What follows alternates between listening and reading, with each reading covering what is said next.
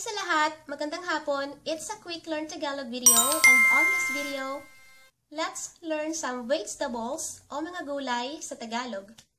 Let's start! Una, ang gulay na mapait pero masustansya, ampalaya. Ampalaya. Let's say that again. Ampalaya.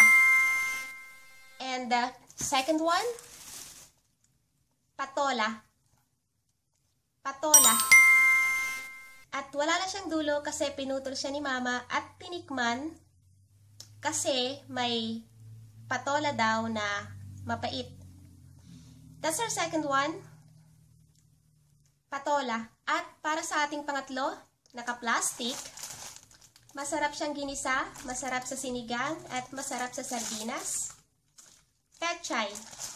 Pechay. Pechay. Come out, come out, come out, come out, come out.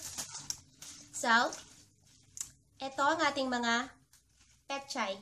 Pechay. Pechay.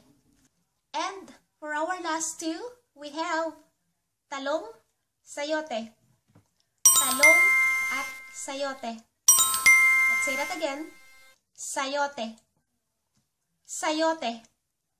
Talong. Talong. Talong. Talong, sayote. At ayan lang ang ating mga gulay para sa ating video ngayong gabi. Hanggang sa muli. See you again on the next video. Good night na. Bye!